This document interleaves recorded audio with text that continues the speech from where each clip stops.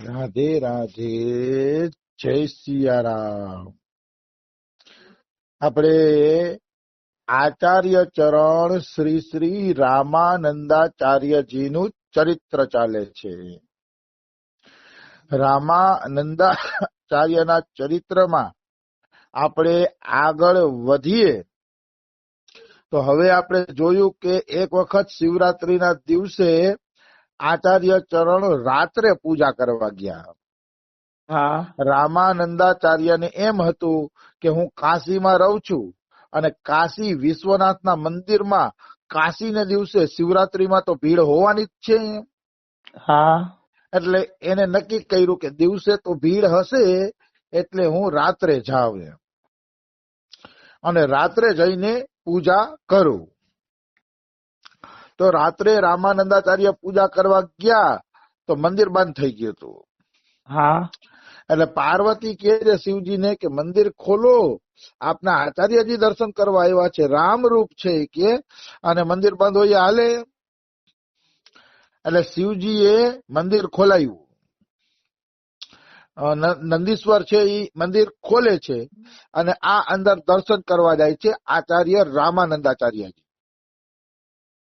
પછી શિવજી એનું સ્વાગત કરે છે, સત્કાર કરે છે અને એના વખાણ કરે છે. મહાદેવજી તો આચાર્ય ચરણ રામાનંદાચાર્ય શું કહે છે કે પ્રભુ તમારી વાત તો સાચી છે કે મને ભક્તિના પ્રચાર માટે જગતમાં મોકલ્યો છે, પણ આ કળિયુગ છે, બહુ ખરાબ સમય છે કે આ કળિયુગ કોઈને ભજન જ નથી કરવા દેતો. અને કોઈ થોડોક ભજનનો પ્રયાસ કરે છે તો હઠાત આ કળિયુગ એને પોતાના રંગમાં રંગી દે છે. મારે શું કરવું એમ? તો શિવજી બોલે છે, અરે તમે તો રામજીનો અવતાર છો, તમારા પ્રભાવ સામે કળિયુગની શું ઓકાત છે કે તમારી સામે કળિયુગની કોઈ ઓકાત નથી, તમારી સામે કળિયુગનું કઈ ચાલવાનું નથી. તમે ખૂબ ભાવપૂર્વક ધર્મનો પ્રચાર કરો કે કળિયુગ તમને નહીં નડે કે આવી વસ્તુ છે. તો કે તો મારે શું એવું કરવું કે કળિયુગ મને ન નડે અને હું શિષ્ય બનાવું ને એને ન નડે, એવું મારે શું કરવું? ત્યારે શિવજી બોલે છે કે રામ નામનો જપ કરાવો બધાને. જે લોકોના મુખમાં રામ નામનો કે ભગવાનના નામનો જપ હશે એને કળિયુગ હેરાન નહીં કરે. કળિયુગ થી બચવાનો એક જ રસ્તો છે, ભગવાનના નામનું ઉચ્ચારણ કરવામાં આવે. વાહ રે વાહ. જે લોકો મુખેથી ભાવે કુભાવે ભગવાનના નામનું ઉચ્ચારણ કરે છે એ જીવ કળિયુગ થી અવશ્ય બચી જશે. નિશ્ચિત બચી જશે, એમાં કોઈ એટલે કોઈ શંકા નથી. ભગવાન નામની આવડી મોટી તાકાત છે. તો રામાનંદાચાર્યને પાછો જુસ્સો આવી ગયો કે નહીં, હવે તો પ્રચાર કરવો જ છે, મારા ભગવાન રામનું નામ બધા લે ને એવું કરવું જ છે. પાછો એને જુસ્સો આવી ગયો. પછી શિવજી કહે છે કે હે આચાર્યજી, હે રામાનંદાચાર્યજી, કોઈ એક વખત રામનું નામ લે છે ને તો હું એને 3 વખત પ્રણામ કરું છું, અને આપ તો સાક્ષાત રામજીના અવતાર છો, બોલો હું તમને કેટલી વાર પ્રણામ કરું? જો અગત્યની વાત છે, કોઈ રામ રામ બોલે છે ને તો શિવજી એ ભક્તને સાષ્ટાંગ દંડવત પ્રણામ કરે છે. કેટલો છે રામ નામનો મહિમા, એનું કોઈ વર્ણન થોડું થઈ શકે એમ. રામ નામ જપ વાળો જો શિવજીને આટલો પ્યારો લાગતો હોય અને આપણે કોઈ ભગવાનનું નામ લેતા હોય ને પ્યારો ન લાગતો હોય ને તો માનવાનું કે આપણા મનમાં અભાવ ભરેલો છે હજી. બિલકુલ. અને જ્યાં સુધી એ અભાવ નહીં નીકળે ત્યાં સુધી ભગવાનના નામનો છે ને રસ નહીં આવે. અભાવ કોઈ દી રસને ઉત્પન્ન થવા દેતો નથી. એટલે મનમાં કોઈ પણ ભક્ત પ્રત્યે એક વખત પણ જેને ભગવાનનું નામ લીધું છે એવા વ્યક્તિ પ્રત્યે અભાવ હશે તો જપ રસ નહીં આપે તમને. અભાવ ક્યાંય ન હોવો જોઈએ. તમને કોઈ યારે ન ભળતું હોય તો આપણે અલગ રહીએ, ઉદાસીન રહીએ, મનોમન એને પ્રણામ કરીએ, એનો દોષ નથી. પણ અભાવ કોઈમાં નહીં રાખવાનો. કારણ કે અહીંયા જો શિવજી કહે છે, બોલે શિવજી કહી રામા, 3 બાર તેહી કરહુ પ્રણામા. રામાનંદાચાર્ય ચરિતામૃતમાંથી આ ચોપાઈ લેવામાં આવી છે. હા, શિવજી એમ કહે છે કે એક વારે કોઈ રામનું નામ જપે છે તો હું 3 વખત પ્રણામ કરું છું. તો આપું રામ આનંદમય, રામ રૂપ રત રામ, કહું કહા સત્કાર કરી, કેતી કરો પ્રણામ. મતલબ તમે તો સાક્ષાત રામ છો, રામજી તમે આચાર્ય તરીકે બની ગયા છો, તો બોલો તમને હું કેટલી વાર પ્રણામ કરું. એમ શિવજી કે તમે કયો એટલા પ્રણામ કરું. રામાનંદાચાર્ય હસવા માંડ્યા અને ભેટી પડે છે શિવજીને અને કે છે આપણે બે તો એક જ છીએ, આપણામાં કોઈ નાનું મોટું નથી. શિવજી નાના નથી, રામ નાના, બે હરખા છે, બે ભગવત સ્વરૂપ છે, સાક્ષાત ભગવાન છે.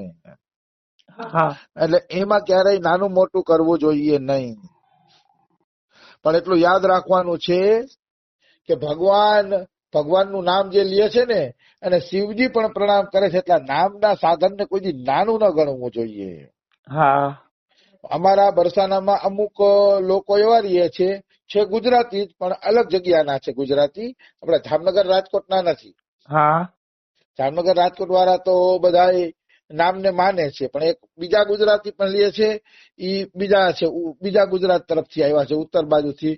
તો ઈ ધ્યાનનું સાધન કરે છે. તો ઈ કઈક અમારા સામે નિંદા કરે, હું તમે કે માળા ડોલી લઈને ફરાફર કરો છો કે અરે ધ્યાન કરો, કે ધ્યાન કરવાથી સાચો આનંદ મળશે. કે આ માળા તો કે તમે મુખેથી નામ લ્યો છો ને હાથમાં માળા ફરે છે, આનું કઈ એટલું ફળ ન મળે કે.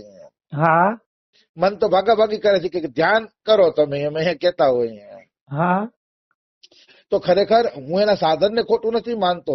ધ્યાન સારી વસ્તુ છે, કારણ કે મન લાગે તો સાધન હોનાનું થઈ જાય.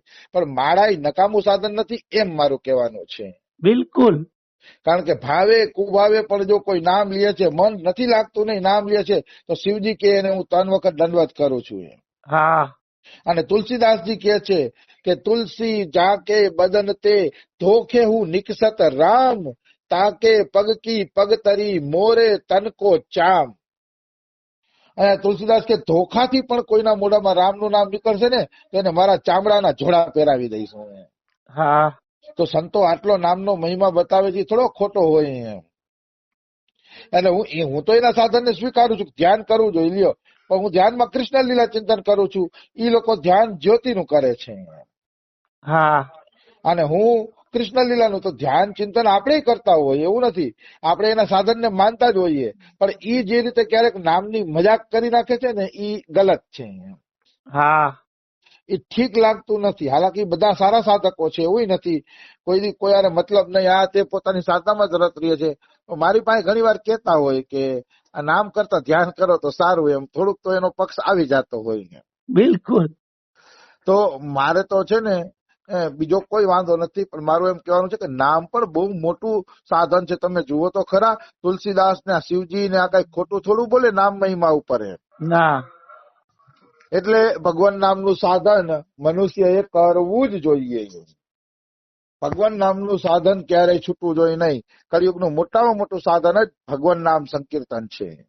હા, આવી વસ્તુ છે. તો આ પ્રસંગ રૂકમણીનો પ્રેમ પત્ર લઈને ઓલો બ્રાહ્મણ આવે છે ને, ત્યારે કૃષ્ણ આવું જ બોલે છે. હા, જયારે રૂકમણીનો પ્રેમ પત્ર ઓલા બ્રાહ્મણે આપ્યો, ત્યારે કૃષ્ણ એમ કહે છે કે હે બ્રાહ્મણ દેવતા, જે નિષ્કામ છે, જે સદાચારી છે, અને જે ભગવત ભજનમાં લાગેલા છે, એવા બ્રાહ્મણને હું રોજ ઉઠીને 1000 દંડવત કરું છું. વાહ. આ રમેશ બાબાના મુખ્ય સાંભળેલી વાત કરું છું, ખોટી નથી. શ્રીમદ ભાગવતનો એવો શ્લોક આવે છે. હાલાકી ગીતા પ્રેસ વાળાએ અલગ અર્થ કર્યો છે કે જે સદાચારી બ્રાહ્મણ છે, ભગવત ભજનમાં લાગેલો છે, એ બ્રાહ્મણને હું કેટલી વાર દંડવત કરું છું, એવો શબ્દ પ્રયોગ કર્યો છે, કેટલી વાર. પરેશ બાબા એમ કે છે કે અહીંયા કેટલી વાર નહીં, પણ 1000 વખત દંડવત કરે છે ને, એવો અર્થ થાય છે. હા, હવે હું તો એટલું સંસ્કૃત જાણતો નથી, આને કેટલી વાર હોય કે 1000 વખત, એટલી તો આપણે ખબર પડે ને કે ભગવાન કૃષ્ણ ભક્તોને દંડવત કરે છે, એવી વાત છે. એટલે મનુષ્યએ હંમેશા ભગવત ભજન કરવું જોઈએ. ભજનની એટલી તાકાત છે કે એવા ભજનાનંદી મહાત્માને સ્વયં કૃષ્ણ પણ દંડવત કરે છે. અને ભક્તને કૃષ્ણ પોતાનો આત્મા માને છે. હા, કે ભક્ત મારો આત્મા છે. એટલે ભક્તિ કરવાનો આ ફાયદો છે કે ભગવાન ખુદ પણ ભક્તોને પ્રેમ કરવા લાગે છે. આવી વસ્તુ છે. એક વખત આચાર્ય ચરણ શ્રી રામાનંદાચાર્યજી પોતાની કુટિયા ઉપર ભજન કરતા હતા. તો કુટિયા ઉપર ભજન કરતા હતા ને તો બ્રહ્મ મુહૂર્તનો સમય હતો અને રામ મંત્રનો જપ કરતા હતા. ત્યાં જ એની પાસે કળિયુગ આવ્યો. હા, મૂર્તિમાન થઈ અને કળિયુગ આવે છે ને એના જપ ચાલુ હતા રામ નામના આચાર્ય ચરણના. હા, તો આચાર્યજી માંથી એવું તેજ નીકળતું હતું, રામાનંદાચાર્યની અંદરથી એવું તેજ નીકળતું હતું કે કળિયુગ છે ને એ ઝાંખો પડી ગયો. હા, કળિયુગ ઝાંખો પડી ગયો અને એના ભજનમાં વિક્ષેપ ન પડે એટલે કળિયુગ ડરવા માંડ્યો કે મારે આચાર્યના ભજનમાં વિક્ષેપ નથી કરવો, ક્યાંક ગુસ્સે થઈ જશે તો મને હળગાવી નાખશે. હા, એટલે કળિયુગ ડરી ગયો અને એને છલ કર્યું. છલ શું કર્યું? આચાર્યનું જે સોનાનું પંચપાત્ર હોય ને, સંતો કઈ પંચપાત્ર રાખે એમાં થોડુંક સોનું હોય. હા, એ સોનાની અંદર કળિયુગ સૂક્ષ્મ રૂપે જઈને બેસી ગયો. મતલબ કળિયુગનો ભાવ એવો હતો કે મોકો આવે ને તો આચાર્ય ચરણને પાડી દઉં ને તો સંસારમાં ભક્તિનો પ્રચાર ન થાય. હા, એટલે સૂક્ષ્મ રૂપે અહીંયા કળિયુગ આવ્યો, પણ આચાર્યજીનું તેજ જોઈને કળિયુગ ઝાંખો પડી ગયો ને એટલે હોનામાં જઈને હમાઈ ગયો કળિયુગ.